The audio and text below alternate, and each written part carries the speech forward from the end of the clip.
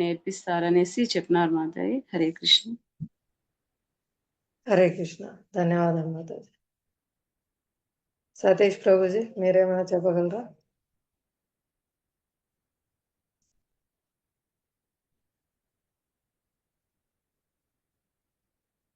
హరే కృష్ణ.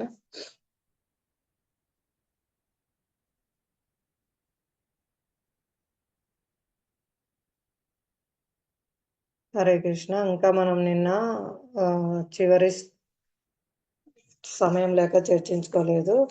15వ శ్లోకము భాష్యము ఈరోజు చెప్పుకుందాము. ఇక్కడ భగవంతుడు సర్వేంద్రియములకు స్వామి. ఎందుకంటే జీవులందరూ కూడా అతని యొక్క అంశలే కనుక అందరి జీవుల ఇంద్రియాలకు కూడా కృష్ణుడే స్వామి అన్నమాట. అంటే ఆయన ప్రతి ఇంద్రియాలను నియంత్రించేవారు మరియు నిర్దేశం వచ్చేవారు. ఎవరైతే జీవుడు సంపూర్ణ శరణాగతి పొంది ఉంటారో వాళ్ళ ఇంద్రియాలను స్వయంగా భగవంతుడే నిర్దేశిస్తారు. అందువలన ఇక్కడ ఋషికేశునిగా తెలియబడుతున్నారు. వాళ్ళ యొక్క శరణాగతిని బట్టి ఆయన వారి ఇంద్రియాలను నిగ్రహిస్తారు అని చెప్తున్నారు ఇక్కడ.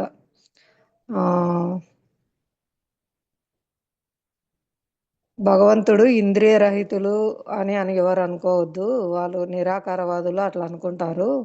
కానీ జీవులకు ఎలా ఇంద్రియాలు ఉన్నాయో జీవులకు బీజప్రదాత అయిన తండ్రి కృష్ణునికి కూడా ఇంద్రియాలు ఉంటాయి. ఇంకా జీవుల అంశాలైన జీవుల ఇంద్రియాలను కూడా భగవంతుడు నిర్దేశిస్తారు అని కూడా చెప్తున్నారు ఇక్కడ. ఇక్కడ అర్జుని ఆధ్యాత్మిక ఇంద్రియాలను ప్రత్యక్షంగా నియంత్రించుట చేత అతడు హృషికేశుడని ప్రత్యేకంగా పేర్కొనబడెను. ఇంద్రియాలకు అధిపతి హృషికేశుడు, సర్వేంద్రియములకు స్వామి. ఇంకా భగవాను యొక్క వివిధ లీలలను అనుసరించి ఆయనకు వివిధ నామములు వస్తుంటాయి. ఉదాహరణకు ఇక్కడ చెప్పారు కొన్ని భగవంతు నామాలు. మధు అను రాక్షసుని సంహరించుటచే అతనికి మధుసూదనుడు, గోవులకు మరియు ఇంద్రియములకు ఆనందం కలిగించుటచే గోవిందుడు, వసుదేవుని పుత్రునిగా జన్మించుట చేత వాసుదేవుడు, దేవకీదేవిని తల్లిగా అంగీకరించుట చేత దేవకీనందన, బృందావనంన యశోదమ్మకు బాల్యలీలను దర్శించే అవకాశం కలిగించుట చేత యశోదానందన, మిత్రుడైన అర్జునునికి సారథిగా నుండుట చేత పార్థసారథి అని నామములు కలిగెను. అట్లే ఈ కురుక్షేత్ర రణరంగమున అర్జునునికి నిర్దేశం కావించుట చేత ఋషికేశుడు అనే నామం కూడా కలిగెను. ఇంకా మనం చూసుకోవచ్చు పరమాత్మగా కూడా ప్రతి ఒక్క జీవునికి నిర్దేశములు ఇస్తుంటారు భగవంతుడు. మనం క్లాస్లో వింటుంటాము, నిన్న క్లాస్లో కూడా చెప్పారు ప్రభుజీ. పరమాత్మ చెప్తున్నాడా మన మనసు చెప్తున్నాడా అనేది మనకి ఎలా తెలుస్తుంది అని అడిగారు. ఎవరైనా చెప్పగలరా? మనకు వచ్చే నిర్దేశము మన మనసు చెప్తుందా మన పరమాత్మ నుంచి వచ్చిందా అనేది ఎలా తెలుసుకుంటాము? హరే కృష్ణ.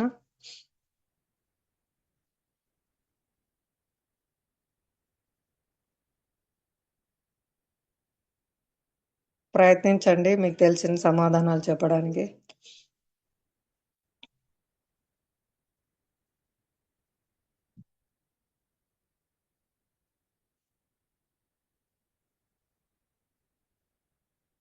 హరే కృష్ణ.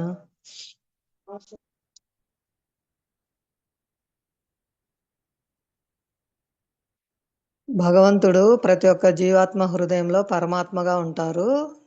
జీవులకు నిర్దేశం వసుకుతూ ఉంటారు.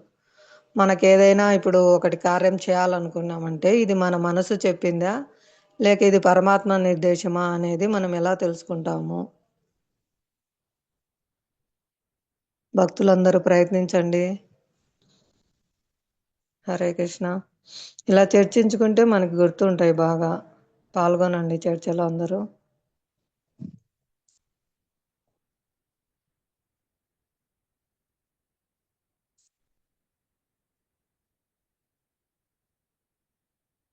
హరే కృష్ణ. మనకు గురువు నిర్దేశం ద్వారా అది తెలుస్తుంది. ఇంకా శాస్త్ర నిర్దేశం ద్వారా కూడా తెలుస్తుంది. ఇది శాస్త్రంలో చెప్పబడిందా లేదా, ఇది చేయవలసిన కర్మయా లేదా అని దాని ఆ, శాస్త్ర నిర్దేశము, గురువు నిర్దేశము ద్వారా, ప్రామాణిక పరంపరలోని గురువు నిర్దేశం ద్వారా ఇది ఆ, పరమాత్మ చెప్తున్నారా, నా మనసు చెప్తున్నా అని మనం తెలుసుకోవచ్చు. శాస్త్రంలో ఉన్న కర్మ అయితే పరమాత్మ నిర్దేశించింది, శాస్త్ర విరుద్ధంగా ఉన్న కర్మ అయితే మన మనసు కోరుకుంటుంది, దుష్ట మనసు అని. హరే కృష్ణ. ఇంకా ఇక్కడ చెప్తున్నారు, ధర్మరాజు చేయి వివిధ యజ్ఞముల నిర్వహణకు కావలసిన సంపదను సంపాదించుటలో అగ్రజుడైన ధర్మరాజుకు తోడ్పడుటచే అర్జునుడు ధనుంజయుడు అని కూడా పేర్కొనబడెను. అట్లే భీముడు వృకోదరునిగా తెలుపబడెను. ఎందుకనగా అతడు విపరీతంగా తినుటయే కాకుండా దానికి తగినట్లుగా హీడింబాసురుని వధించుట వంటి ఘనకార్యములు చేసెను. ఈ విధంగా పాండవ పక్షం నందలి శ్రీకృష్ణ భగవానుడు మొదలుకొని వివిధ మహాయోధులచే పూరింపబడిన వారి ప్రత్యేక శంఖములు యోధులకు ఉత్సాహంను కలిగించెను. ప్రతిపక్షమున అట్టి ఘనతలు గాని, దివ్య నిర్దేశకుడైన శ్రీకృష్ణ భగవానుని సన్నిధి గాని, భాగ్యదేవత అయిన లక్ష్మీదేవి సన్నిధి గాని లేకుండెను. కనుకనే వారు యుద్ధమున పరాజయము పొందుదరనుట ముందే నిశ్చయింపబడిను. ఆ సందేశమే శంఖధ్వనుల ద్వారా ప్రకటింపబడినది. నిన్న మనం చెప్పుకున్నాం కదా, స్వయం భగవంతుడు శ్రీకృష్ణ భగవానుడి యొక్క సన్నిధి ఉంది పాండవుల పక్షంన, ఆయన నిర్దేశం ఉంది. ఆయన ఎక్కడుంటే ఆయన నిత్య సహచరి అయిన లక్ష్మీదేవి కూడా ఆయన సేవలో ఎల్లప్పుడూ ఉంటుంది. కాబట్టి అర్జునునికి విజయము, సంపద ఇక్కడ నిశ్చయంగా లభిస్తున్నాయని చెప్పబడింది అని చెప్పారనమాట. ఎక్కడైతే భగవంతుడు ఉంటాడో లక్ష్మీదేవి ఆయన పాదపద్మ సేవలో అక్కడే నెలకొని ఉంటుంది. సాధారణంగా లక్ష్మీదేవి చంచల స్వభావరాలు. చంచల అంటే ఒక చోట ఉండదు నిలిచి, కానీ ఆమె ఎప్పుడు స్థిరంగా ఎక్కడ నిలిచి ఉంటుంది? శ్రీకృష్ణ భగవాను యొక్క పాదపద్మ సేవలో శాశ్వతంగా నిలిచి ఉంటుంది. ఆమె ఎంతో భయభక్తులతో భగవంతుని యొక్క సేవలో నెలకొని ఉంటుంది. ఎక్కడ నా స్వామి సేవ నా కోల్పోతాను అనే భయభక్తులు కూడా ఉంటాయన్నమాట. స్వయం లక్ష్మీదేవి వైకుంఠంలో తపస్సు చేస్తూ ఉంటారంట. గోలోక బృందావనంలో భగవంతునితో లీలల్లో పాల్గొనడం కోసము అవకాశం ఇవ్వమని లక్ష్మీదేవి కూడా వైకుంఠంలో తపస్సు చేస్తూ ఉంటారంట. హరే కృష్ణ. అంత ఉన్నతమైంది గోలోక బృందావనం, కృష్ణ లీలలు అన్నమాట. స్వయం భగవాన్ కృష్ణ మనకు సులభంగా ఈ కలియుగంలో భగవంతుడు మన మీద దయతో చైతన్య మహాప్రభుగా, నిత్యానంద ప్రభుగా ఆవిర్భవించారు. కృష్ణ బలరాములు కలియుగ ధర్మమైనటువంటి హరినామ సంకీర్తనాన్ని ప్రచారం చేశారు. మన వరకు ఆచార్యుల కృప వల్ల హరినామ సంకీర్తన మన జీవితాలను కూడా ప్రకాశింపజేస్తుంది. విజయము, సంపద, అదృష్టం అన్ని మనకు కూడా లభిస్తున్నాయి అన్నమాట. హరే కృష్ణ. అలాగే మనం చెప్పుకున్నాము, లక్ష్మీదేవిని ఎప్పుడు భగవత్ సేవలో ఉంటుంది కాబట్టి మనం కూడా ఎప్పుడు ఆమెను భగవత్ సేవలో నిలపాలి. ఆ విధంగానే ఆమె సంతృప్తి చెందుతుంది, ప్రసన్నురాలవుతుంది. ఎవరైతే తమ ఇంద్రియ ప్రీతి కోసం వాడాలనుకుంటారో వాళ్ళకి అంటే రావణాసురుడు తన ఇంద్రియ భోగం కోసం కోరుకున్నారు కదా లక్ష్మీదేవిని, ఆ విధంగా ఆయన పతనం అయ్యారు.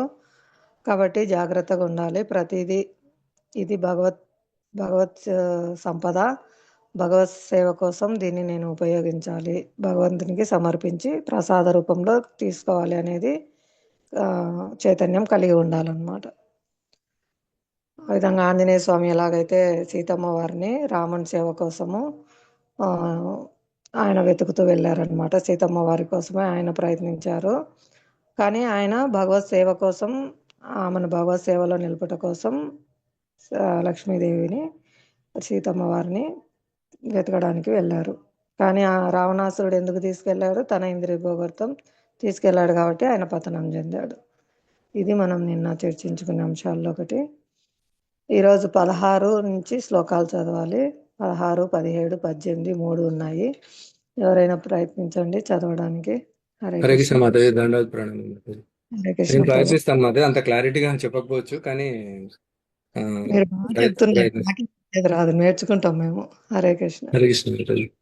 నేను ప్రయత్నించడానికి చెప్పడానికి ప్రయత్నిస్తాను మాతాజీ. హరే కృష్ణ.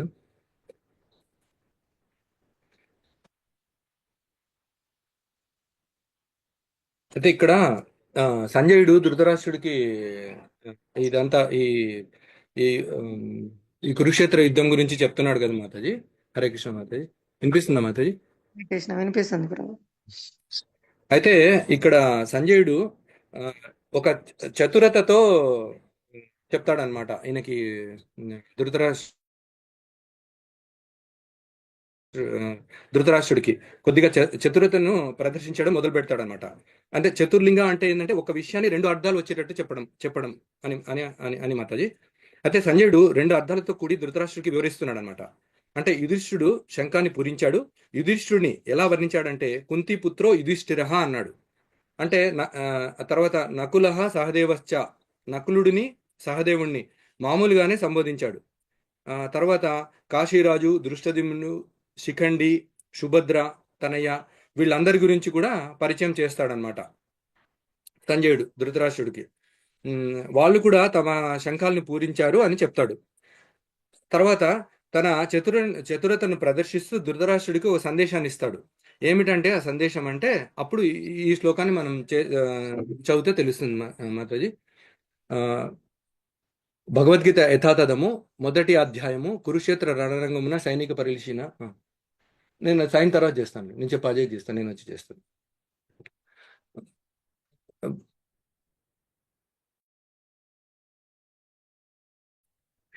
16 నుంచి 18వ శ్లోకాలు. అనంత విజయం రాజా కుంతి పుత్రో యుధిష్ఠిరః నకుల సహదేవశ్చ సుఘోషౌ మణి పుష్పకౌ కాశ్యశ్చ పరమేశ్వాసః శిఖండీ చ మహారథః దృష్టద్యుమ్నో విరాటశ్చ సాత్యకిశ్చ పరాజితః ద్రుపదో ద్రౌపదేయాశ్చ సర్వశః పృథివీపతే సౌభద్రశ్చ మహాబాహుః శంఖాన్ దద్ముః పృథక్ పృథక్. అంటే అనంత విజయం రాజా కుంతిపుత్రో యుధిష్ఠిరః అంటే ఈ శబ్దాలు ఇక్కడ ఈ శ్లోకంలో చెప్పిన అనంత విజయం రాజా కుంతిపుత్రో యుధిష్ఠిర అనే శబ్దాలు చాలా చాలా ప్రధానమైనవి అని చెప్తున్నారు మాతాజీ ఇక్కడ. అయితే సంజయుడు చతురతతో మాట్లాడే మాటలు ధృతరాష్ట్రుడికి చెప్తున్నాడు. అయ్యా, అక్కడేమో కృష్ణుడు ఋషికేశుడిగా ఉండి అర్జునుడి యొక్క ఇంద్రియాలను నియమిస్తున్నాడు. కాబట్టి అర్జునుడు ఎట్టి పరిస్థితుల్లోనూ పొరపాట్లు చేయడానికి అవకాశమే ఉండదు, ఎందుకంటే అర్జునుడితో కృష్ణుడు ఉన్నాడు కాబట్టి. పైగా కృష్ణుడు ఉన్న చోట లక్ష్మీదేవి కూడా ఉండి తీరుతుంది, నిక్షిప్తమై ఉండి తీరుతుంది. కాబట్టి అక్కడ కూడా వారికి విజయం తప్పదు అని సంజయుడు ధృతరాష్ట్రుడు చెప్తున్నాడు. అర్జునుడి దగ్గర ఉన్న శంఖం సాక్షాత్తుగా ఇంద్రుడు ఇచ్చినటువంటిది. ఇంద్రుడు యుద్ధానికి వెళ్లే మునుపు అసురులపై యుద్ధానికి వెళ్ళడానికి దేవదత్తం అనే శంఖాన్ని ఉపయోగించేవారంట. అయితే అటువంటి శంఖాన్ని ఇంద్రుడు అతడికి ఇచ్చాడు, అర్జునుడికి ఇచ్చాడు అనమాట. భీముడి దగ్గర ఉండేటటువంటి శంఖం యొక్క శబ్దము ఎంత శబ్దం అంటే అక్కడ ఎవ్వరి దగ్గర అటువంటి శబ్దం చేసే శంఖాలు లేవంట వాళ్ళ దగ్గర. సో అంత అది చాలా బరువైన శంఖం అంట. ఆ శంఖం ధ్వనికే భీముని చూస్తేనే వీళ్ళంతా భయపడేవాళ్ళు, అట్లాంటిది భీముడి శంఖం చూస్తే ఇంకా భయపడతారని చెప్తున్నారు మాతాజీ ఇక్కడ. తర్వాత ఆయనతోని అంటే ఆయన ఏం చెప్తున్నా అంటే వీళ్ళతో మీరు జాగ్రత్తగా ఉండాలి అని చెప్తున్నారు అనమాట. కుంతిపుత్రో యుధిష్ఠిరః అంటే ధృతరాష్ట్ర, నువ్వు అనుకుంటున్నావు యుద్ధం జరగడానికి నువ్వు సంకల్పం చేసుకున్నావు తప్పితే రాజీ పడితే బాగున్నాని కనిపించటం లేదు. నీ అభిప్రాయం మార్చుకుంటే బాగుండేమో పరోక్షంగా తెలియజేస్తూ ఏం చెప్తున్నా అంటే అనంత విజయం రాజా కుంతిపుత్రో యుధిష్ఠిరః, నకులుడేమో సుఘోషము అనేటటువంటి శంఖాన్ని పూరించాడు, సహదేవుడేమో మణిపుష్పకం అన్న శంఖాన్ని పూరించాడు అని చెప్పి పరిచయం చేశాడు ఈయన మా సంజయుడు ధృతరాష్ట్రుడికి. ఇక్కడ భాష్యంలో చదివితే మాతాజీ అనువాదం చదువుతాను ఫస్ట్. కుంతిపుత్రుడైన యుధిష్ఠిరుడు అనంత విజయం అను నామము గల తన శంఖమును పూరించగా నకల సహదేవులు సుఘోష మణిపుష్పకము అనే శంఖములను పూరించిరి. ఓ రాజా, గొప్ప విలుకాడైన కాశీరాజు, మహాయోధుడైన శిఖండి, దృష్టద్యుమ్నుడు, విరాటుడు, అజేయుడైన సాత్యకి, ద్రుపదుడు, ద్రౌపది పుత్రులు, గొప్ప భుజపరాక్రమము గల సుభద్రాపుత్రుడు వంటి వీరులందరూ వారి వారి శంఖములను పూరించిరి. భాష్యము. అన్యాయంగా పాండుపుత్రులను మోసగించి రాజసింహాసనమును తన పుత్రులకు కట్టబెట్టుటకు ప్రయత్నించుట అనే అధర్మ యోచన ఏమాత్రము ప్రశంసనీయము కాదని ధృతరాష్ట్రునికి సంజయుడు గొప్ప నేర్పుతో తెలియజేశాను. కురువంశమంతయు ఆ మహాసంగ్రామంలో బడునను సూచనలు అప్పటికే స్పష్టమయ్యను. పితామహుడైన భీష్ముడు మొదలుకొని అభిమన్యుని వంటి మనుమల వరకు మరియు ఇతర అనేక ప్రపంచ దేశముల నుండి విచ్చేసిన రాజులందరూ యుద్ధరంగంలో నిలిచి ఉండిరి. వారందరికీ మృత్యువు తప్పదు. ధృతరాష్ట్రుడు తన పుత్రుల ఆలోచన ధోరణులన్నింటినీ ప్రోత్సహించుట చేత అతడే ఆ విపత్తులకన్నింటికి కారణమయ్యాడు.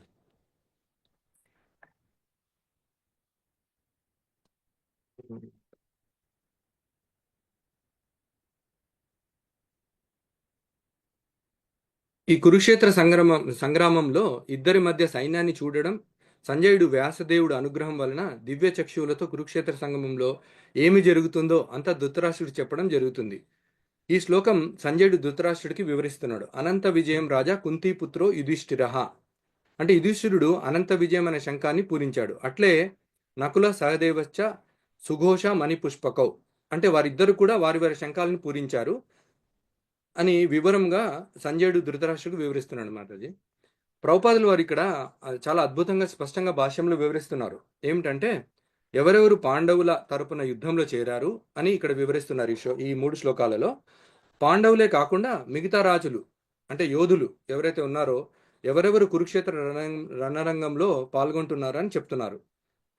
ఇక్కడ మనము ఈ యుద్ధానికి అంటే ఈ కురుక్షేత్ర యుద్ధం ఎలా మొదలైంది, కారణమైన సన్నివేశాలు ఒకసారి చూస్తే పాండవులు ఏ విధంగా రాజ్యాన్ని కోల్పోయారు అని విశ్లేషిస్తే ఎవరైతే రాజులు ఇక్కడ శిఖండి, దుష్టదుమ్య, కాశీరాజు ఇంకా చాలామంది రాజులు ఉన్నారు.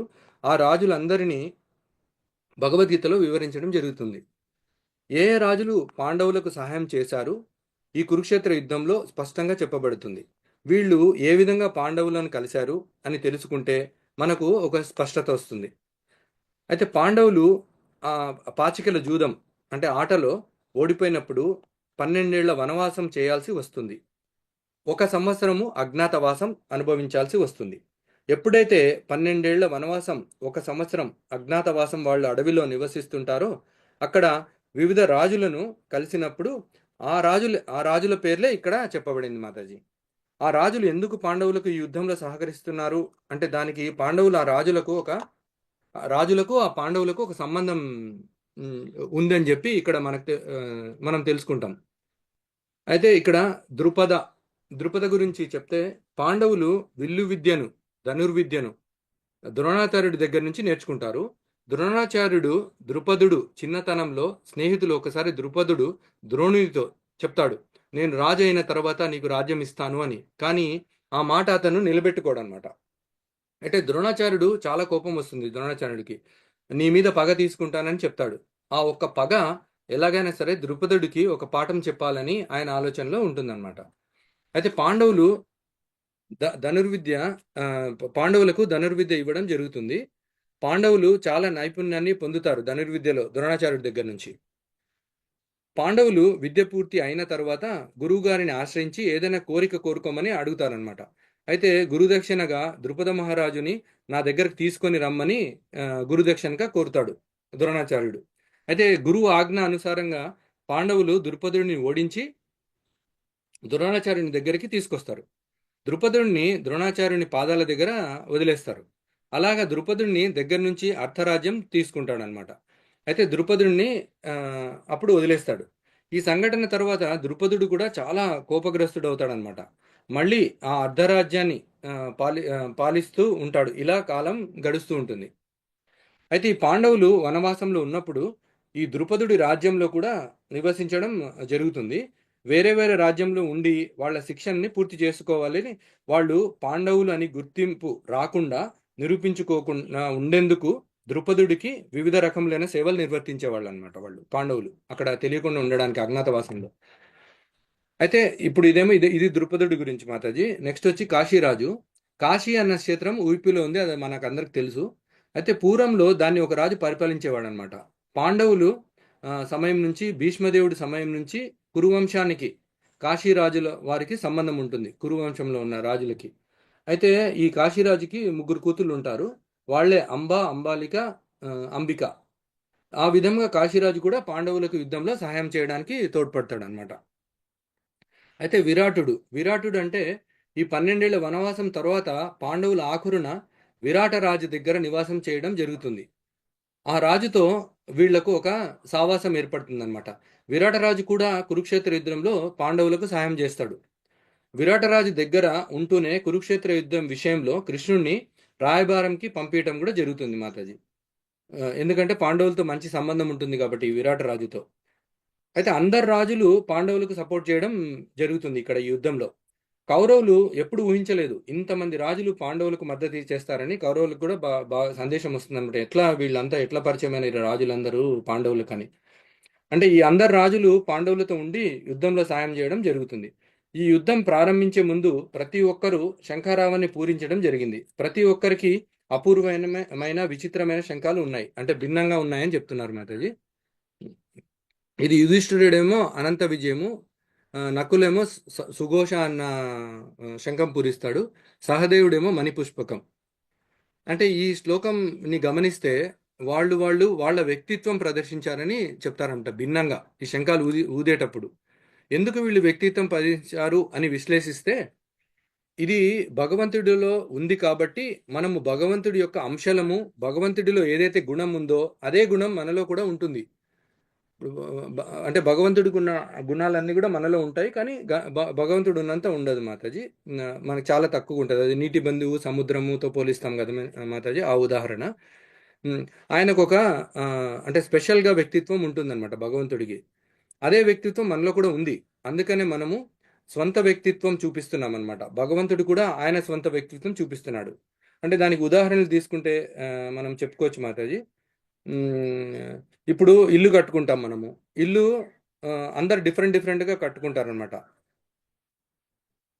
అంటే అందరివి సేమ్ ఉండవు. ఇప్పుడు బంగ్లాలు, అపార్ట్మెంట్లు ఇప్పుడు మనం చూస్తున్నాం కదా. విలేజ్లో ఒక రకం ఉంటుంది, సిటీలో ఒక రకం ఉంటుంది. అందరూ వాళ్ళ ఇష్టం, అంటే వ్యక్తిత్వం అనమాట. మనిషి వ్యక్తిత్వం బట్టి ఒకరు single bedroom, double bedroom, triple bedroom, ఒకరి బంగ్లా కావాల్సి వస్తుంది, ఒకరికి విల్లా కావాల్సి వస్తుంది, ఒకరు ఇండిపెండెంట్ ఇష్టము, ఒకటికి అట్లా డిఫరెంట్గా అందరు ఉంటారు. డ్రెస్సెస్ మనం వేసుకునే వేషధారణ కూడా అందరికి డిఫరెంట్. కొంతమంది కొన్ని కలర్స్ ఇష్టం ఉంటుంది, కొందరికి వైట్ ఇష్టం ఉండొచ్చు, కొందరికి ఆరెంజ్ ఇష్టం ఉండొచ్చు. అంటే కొందరు డ్రెస్సింగ్ స్టైల్స్, బట్టలు వేసుకునే రీతి కూడా మనం చూస్తుంటాం. అందరికీ ఒక్కొక్కరు ఒక్కో టైప్లో ఉంటారన్నమాట. వాళ్ళని చూస్తేనే మనం గుర్తుపడతాం, అచ్చా ఈయనకి ఇదే ఇష్టము, ఇలాగనే వేసుకుంటారు, ఈ మాతాజీ ఇలాగే డ్రెస్ వేసుకుంటారు అన్నట్టుగా. అంటే ఇంకొకటి హెయిర్ స్టైల్ గురించి కూడా చూస్తే ఇప్పుడు స్టూడెంట్స్ మనం స్కూల్స్లో, కాలేజెస్లో చూస్తుంటాం కదా.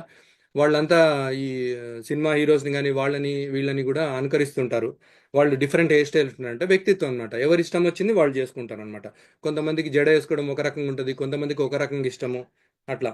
ఇప్పుడు కార్లు కూడా డిఫరెంట్ టైప్స్ ఆఫ్ కార్స్ మనం బయట చూస్తుంటాం. ఒక్కొక్కరికి ఒక్కొక్క రకమైన ఇష్టాలు ఉంటాయి కనుక దాని ప్రకారంగా వాళ్ళు ఆ వెహికల్స్ కొనుక్కుంటూ ఉంటారు. ఇప్పుడు కృష్ణుడి వ్యక్తిత్వం అంటే ఇప్పుడు సపోజ్ నీలి కలరు, బ్లూ కలర్ కొంతమందికి ఇష్టం ఉండొచ్చు. కృష్ణుడికి నీలంగా ఉండడం ఇష్టము. ఆయన నెమలి పింఛం పెట్టుకుంటాడు, ఎందుకంటే అతని కోరిక. అతను నెమలి పింఛం నేను పెట్టుకుంటాడు అనమాట. అంటే చాలా మంది ఏం చేస్తారు, ఇప్పుడు మంచి జుట్టును కూడా పాడు చేసుకొని కలర్స్ వేసుకొని 4-5 కలర్స్ వేసుకొని కూడా చేసుకుంటారు. అది వ్యక్తిత్వం, ఇప్పుడున్న స్టైల్ ప్రకారంగా వాళ్ళు చేసుకుంటారు. అయితే ఇక్కడ బ్రహ్మ సంహితలో కూడా ఒక శ్లోకంలో చెప్తారనమాట, వేణు కొనంత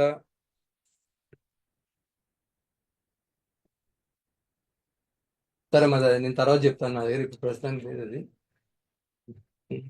వేణుం కన్వదలాయతాక్షం బర్హావతాం సమసితాం బుధ సుందరాంగం కందర్పకోటి కమనీయ విశేష శోభం గోవిందమాది పురుషం తమహం భజామి. ఎస్ మాతాజీ, దొరికింది 30 శ్లోకం అది. 30 శ్లోకము బ్రహ్మ సంహితలో. వేణుం క్వణంతమరవిందదళాయతాక్షం బర్హావతం సమసింతాంబుద సుందరాంగం కందర్పకోటి కమనీయ విశేష శోభం గోవిందమాది పురుషం తమహం భజామి. వేణువును మ్రోగించుటలో దక్షుడు, అతని కన్నులు కమల పత్రముల వలె విశాలమై ఉన్నవి. నెమలిపించము ఆయన శిరోభూషణము. ఆయన నీలమేఘ శ్యామసుందర శరీరుడు.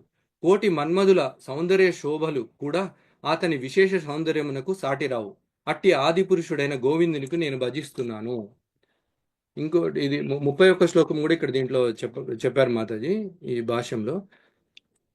ఆలోలచంద్రకలసద్వనమాలవ్యంశీ రత్నాంగదం ప్రణయకేళికలావిలాసం శ్యామం త్రిభంగలలితం నియతప్రకాశం గోవిందమాదిపురుషం తమహం భజామి. అతడు మెడలో చంద్రాకారపు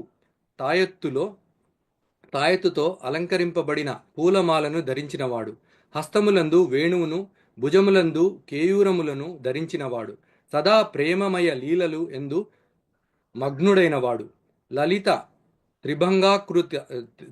త్రిభంగాకృతి గల ఆ శ్యామసుందరుని రూపము నిత్యము ప్రకాశించుచుండును. అట్టి ఆదిపురుషుడైన గోవిందునికి నేను భజించుతున్నాను. అంటే కృష్ణుడు కూడా అంటారు, నేను ఈ విధంగా నిల్చుంటాను, ఆ విధంగా. అంటే ఇప్పుడు కృష్ణుడు నిల్చున్నట్టు వేరే వాళ్ళు ఎవరు నిల్చోరు మాతాజీ. ప్రతి దగ్గర మనం కృష్ణుడి విగ్రహాలు చూస్తుంటాం కదా. సో వేణువుని పట్టుకునే రీతి కానీ, ఆయన కాళ్ళు నిల్చుండే విధం కానీ. సో జనరల్ కొంతమంది ఇమిటేట్ చేసినా కూడా వాళ్ళలాగా మనం అవ్వలేం కదా. సో ఈ నిరాకారానికి ఇవన్నీ ఉండవు మాతాజీ. ఆకారానికి మాత్రమే ఉంటాం. మనం ఆకారం చూస్తున్నాం కాబట్టి ఇప్పుడు కృష్ణుడు కూడా మనలాగా అనుకుంటాం, కానీ కృష్ణుడి మీద మనకు ప్రేమ కుదురుతుంది. అదే ఇప్పుడు నిరాకారవాదుల్లాగా మనం అనుకున్నాం అనుకోండి, ఎవరిని పూజిస్తాం, ఎవరిని పూజించలేం. ఇప్పుడు కృష్ణుడికి మనం రోజు అలంకరణ చేసి దుస్తులేసి డిఫరెంట్ దుస్తులేసి మనం చూసి దాంట్లో మనం ఆనందం పొందుతాం, అట్లా ప్రేమ పొందుతాం, అట్లా మనము భక్తియుక్త సేవలో నెలకొంటాం మాతాజీ. అయితే ఇప్పుడు ఈ శ్లోకానికి వస్తే మళ్ళీ ఈ శ్లోకంలో ఇప్పుడు ఎవరైతే వ్యక్తుల గురించి చెప్పారు మాతాజీ, ఇప్పుడు కాశీరాజు, శిఖండి, దృష్టద్యుమ్నుడు, విరాటుడు, సాత్యకి, ద్రుపదుడు, ద్రౌపది పుత్రుడు, సుభద్రాపుత్రుడు అంటే అభిమన్యుడు, పితామహుడైన భీష్ముడు, వీళ్ళందరి గురించి చేస్తే ద్రుపద మహారాజు ఎవరంటే అర్జునుని పత్ని అయిన ద్రౌపదికి తండ్రి. ద్రోణాచార్యుడు ద్రుపద మహారాజుతో ఏదో ఒక రాజకీయ వైరంను కలిగి ఉండనమాట. ఆ వైరము చేత ద్రుపదుడు ఒక గొప్ప యాగమును నిర్వహించి ద్రోణాచార్యుని వధింపగలిగే పుత్రుని వరముగా పొందెను. ఈ విషయము ద్రోణాచార్యుడికి తెలుసు. ద్రుపద కుమారుడైన దృష్టద్యుమ్నుడికి ద్రోణాచార్యుడు అన్ని రకములైన అస్త్ర విద్యా రహస్యములన్నింటినీ నేర్పిస్తాడు. ఈ కురుక్షేత్ర యుద్ధంలో దృష్టద్యుమ్నుడు పాండవుల పక్షమున యుద్ధం చేస్తాడనమాట. పాండవ సేన వ్యూహమును దృష్టద్యుమ్నుడే రచిస్తాడు. అర్జునుడు కూడా ద్రోణాచార్యుడికి మిక్కిలి ప్రియమైన శిష్యుడు. దృష్టద్యుమ్నుడు ద్రౌపది, శిఖండి మరియు సత్యజిత్తుల సోదరుడు అని చెప్తున్నారు మాతాజీ దృష్టద్యుమ్నుడు. అయితే అంటే ఇక్కడ భీష్ముడు గురించి చూస్తే భీష్ముడుకి ముందే తెలుసు దేవాదేవుడైన శ్రీకృష్ణ భగవానుడు శత్రుపక్షంలో ఉండడం వలన అంటే తన మనుమడైన అంటే దుర్యోధనునికి విజయ అవకాశం ఉండదని పరోక్షంగా అంటే శంఖపు సంకేతంలో సూచిస్తాడు భీష్ముడు. శంఖం ఊదించేటప్పుడు చెప్తాడనమాట, ఇది పాండవుల విజయం తథ్యము అని ఇండైరెక్ట్గా చెప్తాడు. అయితే ఈ పాండవ అన్నదమ్ములలో యుధిష్ఠిరుడు పెద్దవాడు. ఇక్కడ ఆయన రాజా అని సంబోధించబడుతున్నాడు. రాజసూయ యజ్ఞం చేసి ఇతర రాజులందరి ప్రశంసలు అందుకొని అతను ఆ బిరుదుని సంపాదిస్తాడనమాట. యుధిష్ఠిరుడికి ఈ రాజసూయ యజ్ఞం ద్వారా అంటే రాజులందరి ప్రశంసలు అందుకుంటాడు కాబట్టి ఆయనని ఇక్కడ రాజా అని అంటారనమాట. రాజమందిరంలో ఉన్న అరణ్యవాసంలో ఉన్న అతనిలో రాజసం, విశాల హృదయం, స్వభావం ఉండేవని చెప్తున్నారు ఇక్కడ ఆయనకి ఈ స్వభావాలు. సంజయుడు ధృతరాష్ట్రుని పృథివీపతే అంటే భూగోళాన్ని పరిపాలించేవాడా అని సంబోధిస్తున్నాడు. ఒక దేశాన్ని కాపాడటం లేదా వినాశకరమైన యుద్ధంలోకి నెట్టివేయటం అనేది రాజు చేతిలోనే ఉంటుంది. కాబట్టి ఈ సంబోధన ఉన్న నిగూఢ అర్థం ఏమిటంటే, ఇరు సైన్యాలు యుద్ధానికి సన్నద్ధమై ఉన్నాయి. ఓ రాజా ధృతరాష్ట్ర, నీవు ఒక్కడివే వారిని వెనుకకు గల ఏమి నిర్ణయించబోతున్నావు అని అంటున్నాడు అనమాట. నువ్వు వెనకలికి పిలుస్తావా, యుద్ధం చేస్తావా? ఎందుకంటే యుద్ధంలో మాత్రం నువ్వు ఓడిపోవడం గ్యారంటీ అని చెప్తున్నారు ఇక్కడ. అయితే ఇంకోటి మాతాజీ, నిన్న 15వ శ్లోకంలో పాంచజన్యం గురించి చెప్పారు కదా. అంటే ఒక మాతాజీ ఎవరో ఈ శ్లోకం చెప్పారు 15వ శ్లోకం, అది పంచజన్యం అన్నారు, అది పాంచజన్యం మాతాజీ. పాకి దీర్ఘం ఉంది. అయితే ఇక్కడ శ్రీకృష్ణుడు శంఖం పేరు పాంచజన్యం. చిన్న పాంచజన్యం ఎట్లా వచ్చిందనే చిన్న స్టోరీ చెప్తున్నా మాతాజీ. హరే కృష్ణ. చెప్పండి ప్రభుజీ. మాతాజీ, అయితే ద్వాపర యుగంలో బలరాముడు కృష్ణుడు సందీప ముని వద్ద విద్యాభ్యాసం చేసిన సమయంలో సందీప ముని కుమారుడు సముద్రంలో స్నానం చేయుచుండగా కెరటాల ఉధృతి వలన సముద్రంలోకి కొట్టుకుపోయాను. అతడిని ఆ, ఆ, పంచజనుడు అను రాక్షసుడు మింగేస్తాడనమాట వాళ్ళ కొడుకుని. ఎవరి కొడుకుని? సందీప్. అదే కృష్ణుడు బలరాముడు గురువు అయిన సందీప్తముని. సందీప్త ఆశ్రమము ఉంది మాతాజీ, ఇక్కడ మన మధ్యప్రదేశ్లో ఉందన్నమాట. దేని దగ్గరికి వస్తుందంటే అదే భూపాల్కి దగ్గరలోనే వస్తుంది మాతాజీ. నేను నేను నేను వెళ్ళొచ్చాను ఆ ప్లేస్కి. ఉజ్జయిని దగ్గర ఉన్నారు. ఉజ్జయిని మాతాజీ ఉజ్జయిని ఉజ్జయిని దగ్గర. అవును, భూపాల్ ఉజ్జయినికి మధ్యలో వస్తుంది మాతాజీ. మేము ఉజ్జయినికి పోయేటప్పుడే దిగాము. అక్కడ నాకు తెలీదు అక్కడ ఉందని ఆశ్రమము. సడన్ గా మేము ట్యాక్సీలో వస్తుంటే సడన్ గా అది తెలియడం జరిగింది. తెలియకపోతే అప్పుడే కార్కి చెప్పాను మళ్ళీ తిప్పమని చెప్పి అప్పుడు వెళ్ళి చూసాను. చాలా బాగుంది మాతాజీ అది. ఉమ్, అయితే ఆ, గురుపుత్రుడు ఆ రాక్షసుని శరీరం నందున్న శంఖంలోకి ప్రవేశిస్తాడనమాట. అయితే బలరామ కృష్ణులు తమ గురువు గారైన ఆ, సాందీప మహర్షికి గురుదక్షిణ అతని పుత్రుడు తీసుకురావాలని తలచి గురుపుత్రుడు స్నానానికి వెళ్ళిన సముద్రుడిని అడగగా సముద్రుడు పంచజనుడు గురుపుత్రుడిని మింగానని చెప్తాడనమాట.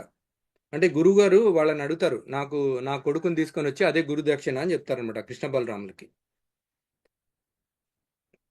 అయితే అప్పుడు వారు పంచజనుడిని వెతికి అతడిని చంపి అతడి శరీరం చీల్చగా శంఖం లభిస్తుంది అనమాట కృష్ణుడికి. అప్పుడు శ్రీకృష్ణుడు ఆ శంఖం తీసుకొని యమపురికి వెళ్ళి అక్కడ ఆ శంఖంను ఊతాడనమాట. ఆ శబ్దం యముడు అదిరిపడి వచ్చి శ్రీకృష్ణుడు చూసి వచ్చిన పని తెలుపని అడగగా అప్పుడు యముడు గురుపుత్రుడిని శ్రీకృష్ణుడికి అప్పగిస్తాడనమాట. అప్పుడు శ్రీకృష్ణుడు అతన్ని గురువుగారికి అప్పగిస్తాడనమాట. వాళ్ళ కొడుకుని తీసుకెళ్లి మళ్ళా సాందీపమునికి ఇస్తారన్నమాట. అయితే పాంచజనుని శరీరంలో దొరికిన శంఖం కాబట్టి అప్పటి నుంచి దానికి కృష్ణుడు ఊదిన శంఖాన్ని పాంచజన్యం అని పేరు వచ్చింది మాతాజీ. ఇది చిన్న స్టోరీ మాత్రం దాన్ని పాంచజన్యం ఎట్లా వచ్చింది అనేది. ఈ ద్రౌపదికి పాంచాలి, యజ్ఞసేన అని పేర్లు ఉన్నాయని చెప్తున్నారు.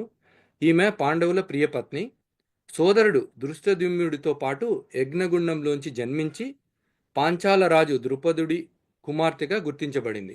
ఈమె ద్రౌపది అత్యంత సౌందర్యవతి, సౌశీల్యవతి. అర్జునుడు ఈమెని స్వయంవరంలో గెలుచుకున్నాడు. కుంతిదేవి కోరిక మేరకు పాండవులైన 5గురిని తన భర్తలుగా అంగీకరించింది. అయితే ద్రౌపదికి 5 మంది పుత్రులు ఉన్నారు మాతాజీ. వాళ్ళని ద్రౌపదేయులు అని కూడా అంటారు. ప్రతివిద్య, సత్సోముడు, శృతకీర్తి, శతానికుడు, శృతశేనుడు అని 5 మంది కుమారులు ఉన్నారు మాతాజీ. అయితే ఇప్పుడు మళ్ళీ రాజసూయ యోగం గురించి చెప్తున్నారు. రాజ్యాన్ని రాజుని శాశ్వతంగా ఉండేలా చేసేందుకు నిర్వహించే యాగాన్ని రాజసూయ యాగం అంటారు. తమ సార్వభౌమత్వాన్ని ప్రకటించుకునేందుకు రాజు నుంచి చక్రవర్తిగా మారే క్రమంలో చేసే యాగం రాజసూయ యాగం అనమాట. చక్రవర్తిగా మారతారనమాట ఈ రాజసూయం చేసిన తర్వాత రాజు. రాజ్యం నిలబడడానికి, విజయానికి ఎదురు లేదని చెప్పడానికి, శత్రువు తన ఎదురు నిలిచేందుకు కూడా సాధించలేదని చెప్పేందుకు ఇది ప్రీతి అనమాట, ఈ రాజసూయ యాగం.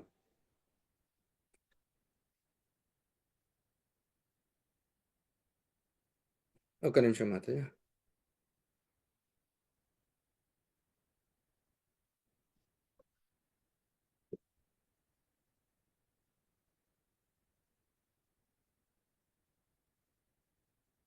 అచ్చా, అయితే ఇది కాశీరాజు గురించి చెప్తున్నారు మాతాజీ. కాశీరాజు 3 యువరాణలో తండ్రి. అంబా, అంబిక, అంబాలిక. అతను తన కుమార్తెల స్వయంవరానికి ఏర్పాటు చేసినప్పుడు అతని హస్తినాపురం చిత్రంగద రాజును ఆహ్వానించలేదన్న కోపంతో భీష్ముడు అతనిని ఇంకో 2 రాజులను ఓడించి కాశీరాజు కుమార్తెలందరినీ అపహరించాడు. హస్తినాపురానికి చేరుకున్న తర్వాత అంబిక, అంబాలిక విచిత్ర వీరుని వివాహం చేసుకున్నారు.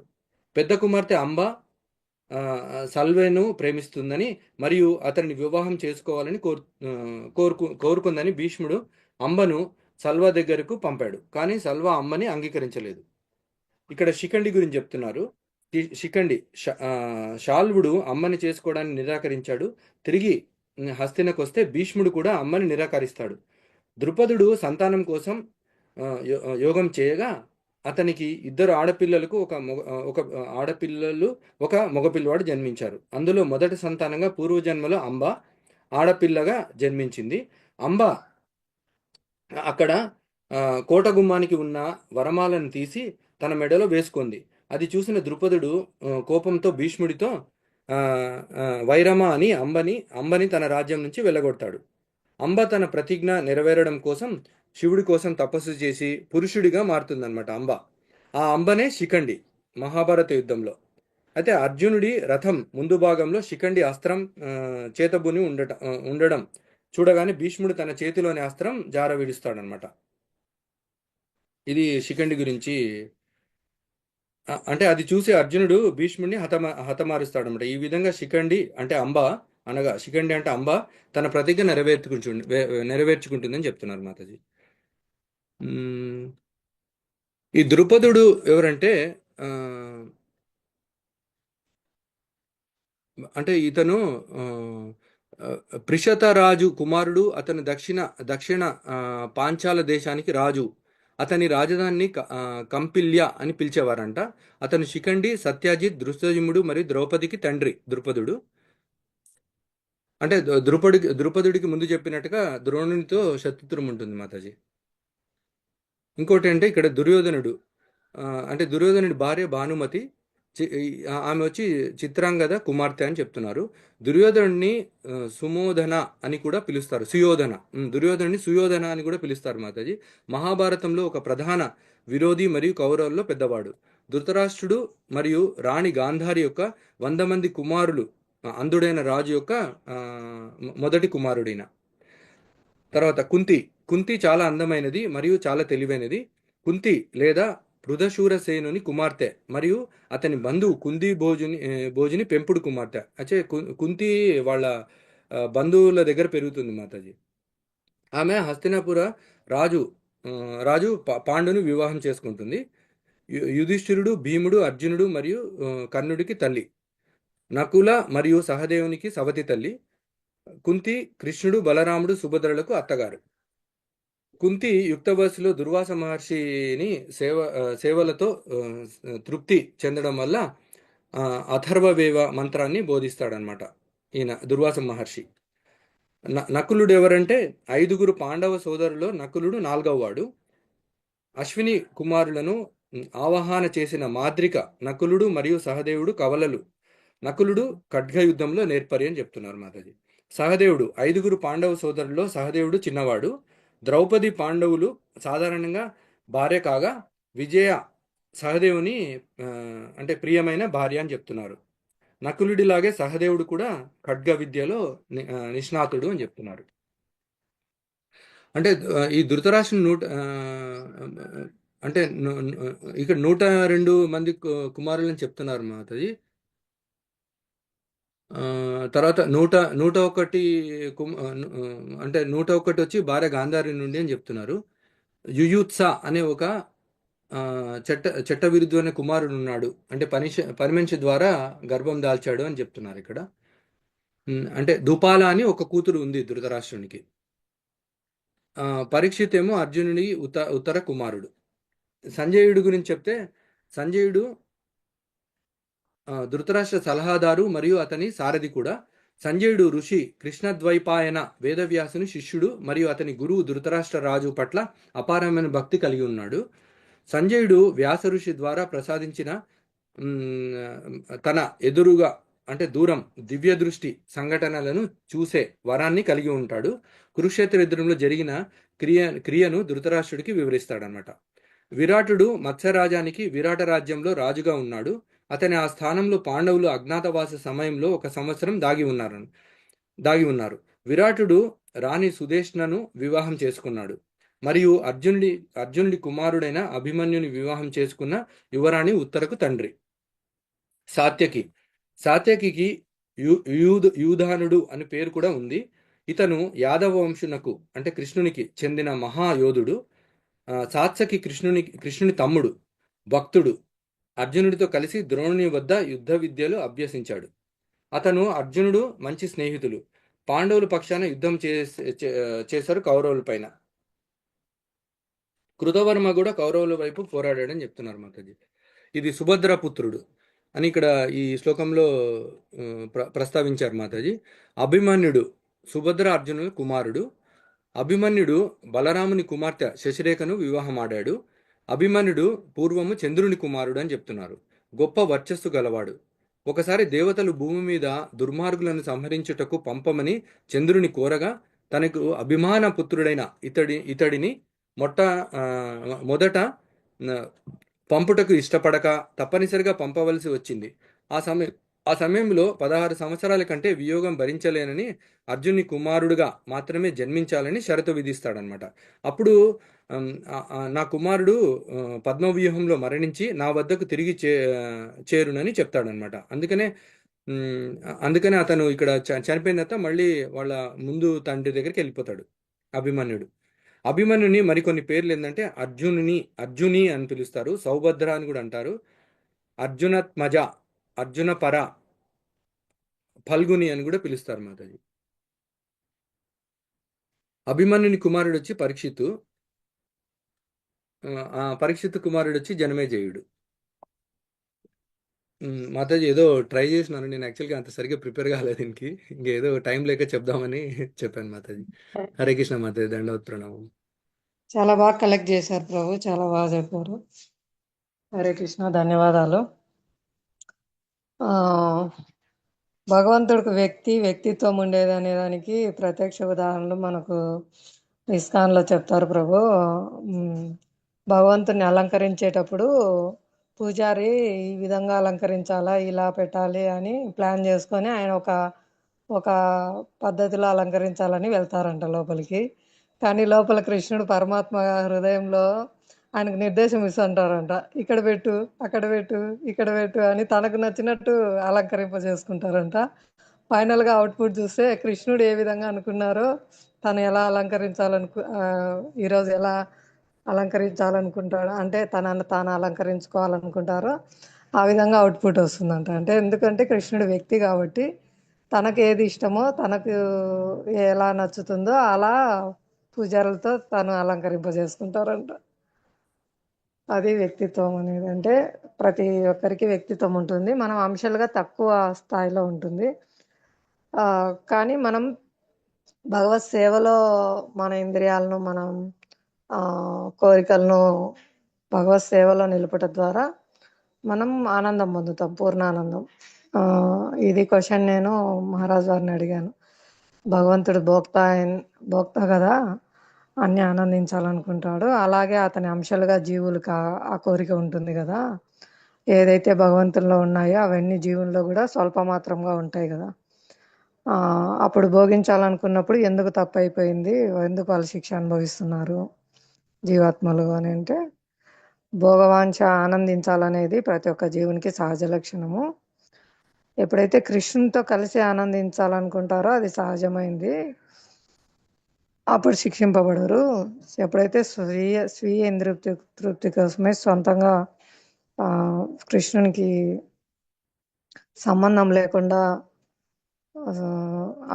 ఆనందం అనుభవించాలనుకుంటారో అప్పుడు అది తప్పు అయిపోతుంది, నేరం అయిపోతుంది, అందువల్ల కష్టాలు పడుతున్నారు అని చెప్పారు బ్రో. అది నిన్న కూడా ప్రభుజీ అడిగారు కదా క్లాస్లో, ఏంటంటే ఇంద్రియాలు ఉన్నాయి, యజ్ఞం ఎందుకు చేస్తాము మొన్న అడిగారు. యజ్ఞము ఎవరు ప్రీత్యర్థం నిర్వహిస్తారు, విష్ణు ప్రీత్యర్థం చేసేది యజ్ఞము.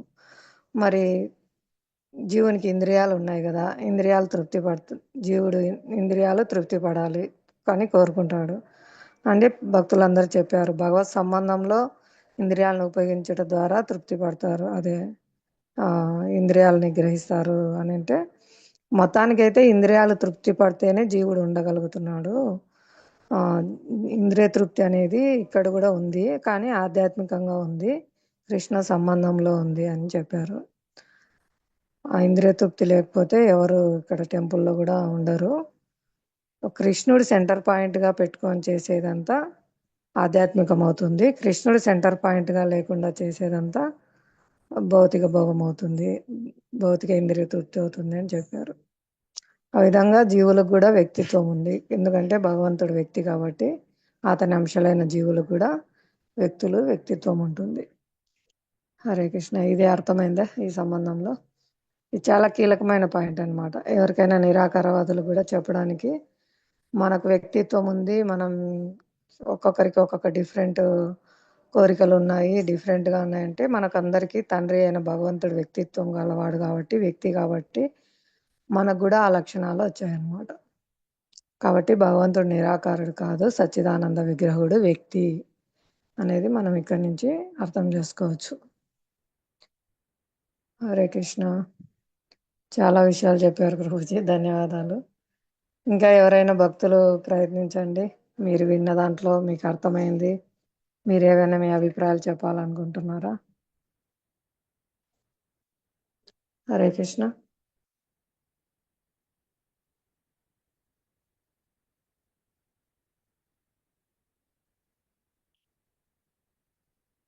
నెక్స్ట్ శ్లోకం చదవండి ఎవరైనా.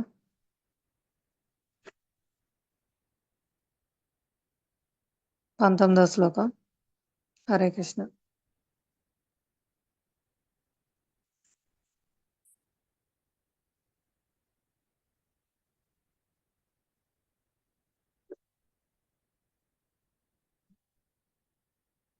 హరే కృష్ణ. వాయిస్ వినిపిస్తుందా మాతాజీ?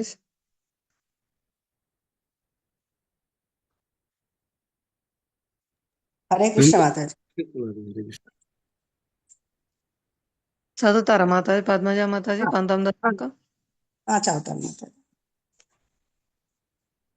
న కోశోదార్త రాష్ట్రాణం హృదయాని వ్యధారయాత్ నభశ్చ పృథివీం చైవ తుములోభ్యాను నాదయన్. ఆ వివిధ శంఖముల ధ్వని అతి భీకరముగా అయినది. ఆకాశము భూమి రెండింటినీ కంపింపచేస్తూ అది ధృతరాష్ట్ర కుమారుల హృదయాలను బద్దలు చేసింది. భాష్యం మాతాజీ శ్రీల ప్రభుపాదుల ద్వారా. దుర్యోధనుని పక్షంలో భీష్మాదులు తమ తమ శంఖాలను ఊదినప్పుడు పాండవ పక్షం వారికి హృదయము బ్రద్దలు కాలేదు. అటువంటి సంఘటనలు ప్రస్తావించబడలేదు.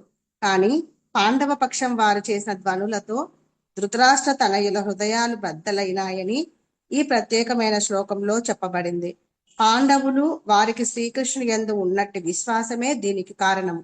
దేవదేవుని శరణుజొచ్చిన వారికి ఎంతటి ఘోర విపత్తులోనైనా భయపడవలసిన అవసరము ఉండదు. హరే కృష్ణ మాతాజీ. హరే కృష్ణ మాతాజీ. కొంచెం వివరించడానికి ప్రయత్నించండి. సరే మాతాజీ. అదే మాతాజీ, వీళ్ళు శంఖములు వదిలినప్పుడు, మన పాండవులు వదిలినప్పుడు మాత్రము వీళ్ళు చాలా భయకంపితులు అయిపోయినారు దుర్యోధనులు. అదే దుర్యోధనులు వాళ్ళు అదే ఆ కౌరవ సైన్యం చేసినప్పుడు ఈ పాండవులకు మాత్రం అటువంటి ఫీలింగ్ ఏమి రాలేదనమాట. వాళ్ళు ధైర్యంగా ఉన్నారు.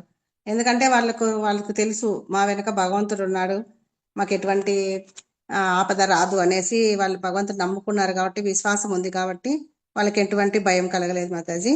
కానీ దుర్యోధనులు కేవలం సైన్యాన్ని నమ్ముకున్నారు, వాళ్ళకి భగవంతుని మీద విశ్వాసం లేదు.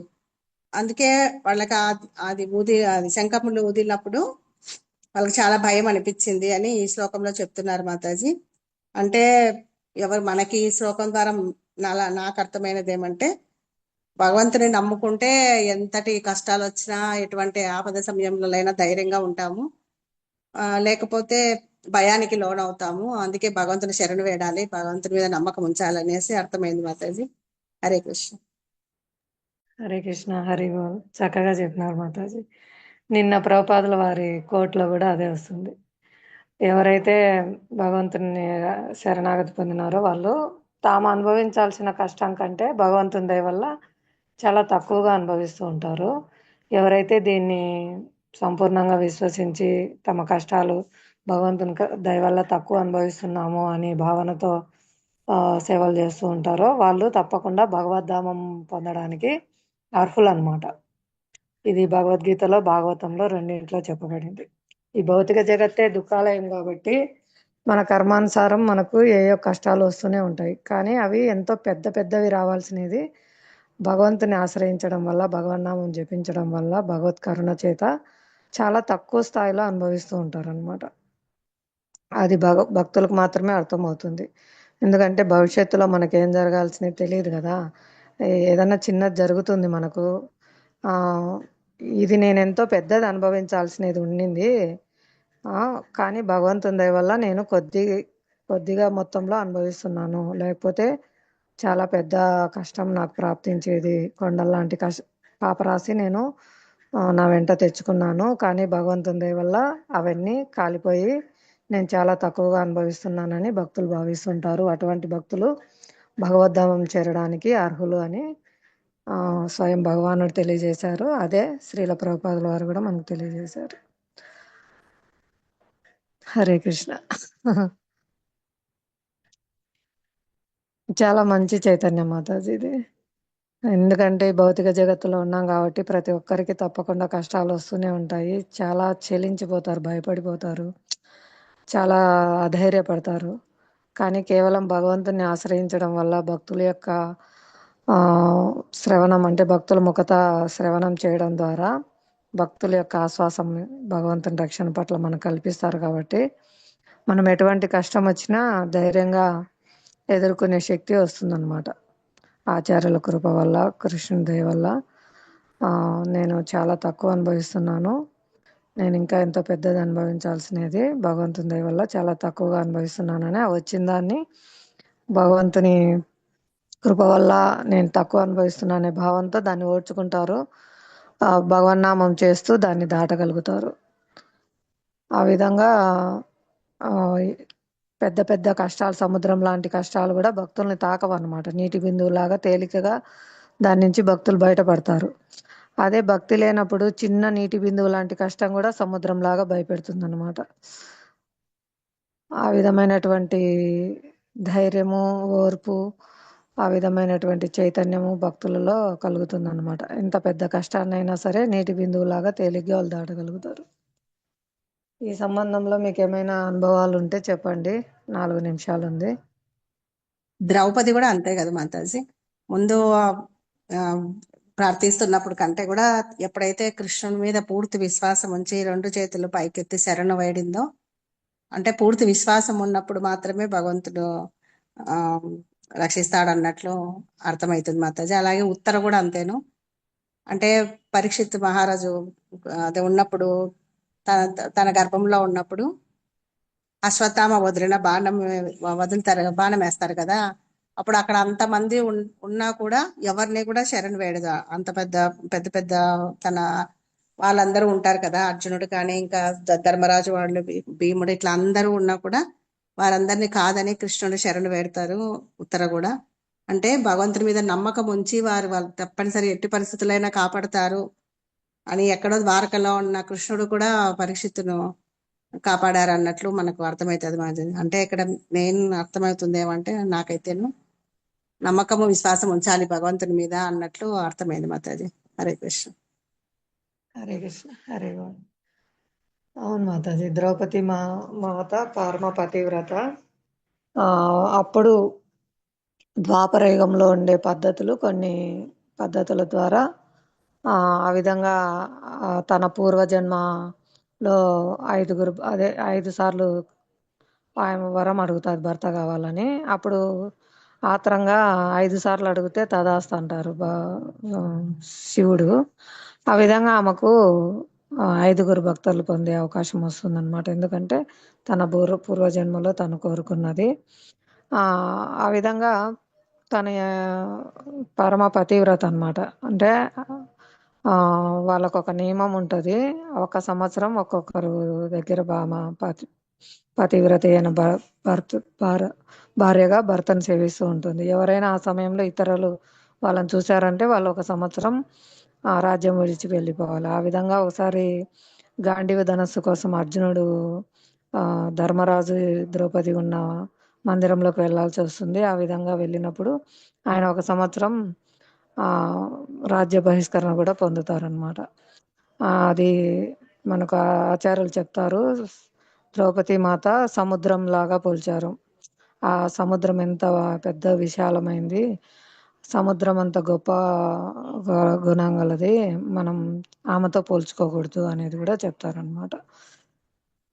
ఇంకా ఎంత శరణాగతి పొందింది. భర్తలు రక్షిస్తారేమో అని చూసింది, పెద్దవాళ్ళు రక్షిస్తారేమో అని చూసింది. ఎవరు రక్షించలేదు. తన సొంత ప్రయత్నంతో ఒక చేయి పట్టుకొని ఒక చేత్తో పిలుస్తుంది పైకెత్తి. లేదు, నా శక్తి కూడా సరిపోదు, ఎవరు రక్షించరు. కృష్ణుడే ఇంక సంపూర్ణ శరణాగతి అని ఎప్పుడైతే 2 చేతులు ఎత్తి గోవింద అని ఆర్తిగా పిలుస్తుందో భగవంతుడు రక్షిస్తారనమాట. అక్కడ ఆవిడ ఆ, అనంతమైన చీరలు ప్రసాదించడం ద్వారా ఆ ఆ విధంగానే భక్తులు కూడా సంపూర్ణ శరణాగతితో ఉంటే వాళ్ళ కష్టం కూడా తొలగిపోవచ్చు. కొన్ని కొన్ని కష్టాలు మనకు తెలియకుండానే మనకు ఆ, అనుభవించకుండానే కూడా వెళ్ళిపోతాయి అన్నమాట. అది మనకు తెలియదు కదా. కొన్ని కొన్ని పెద్ద పెద్ద కష్టాలు అనుభవించాల్సింది, ఆ, తల తెగిపోవాల్సిన కష్టం ఉంటుంది. అది చిన్న చేయి వేలు కోసుకోవడమో అలాంటి చిన్న కష్టంతో అది తొలగిపోతుంది అనమాట. పెద్ద పెద్ద గండాలు కూడా చిన్న వాటితో తొలగిపోవచ్చు. అది భగవంతుని యొక్క రక్షణ అన్నమాట. ఎవరైతే భక్తులు ఆశ్రయించి ఉంటారో ఆ విధంగా వాళ్ళకు పెద్దవి కూడా తాకవు.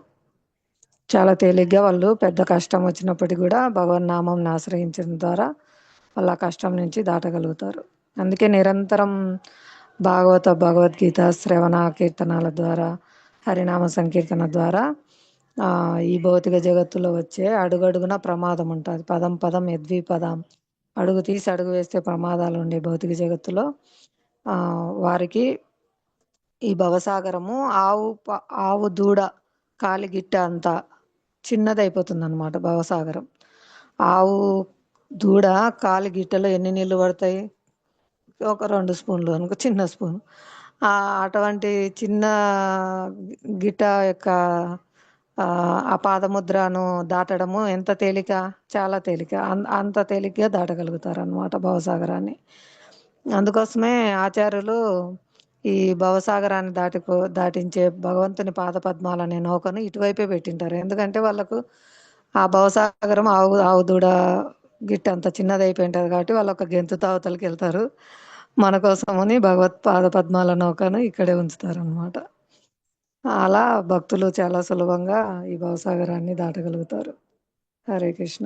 ధన్యవాదాలు, మంచి ఉదాహరణ ఇచ్చారు. హరే కృష్ణ. ఇంకెవరైనా చెప్తారా?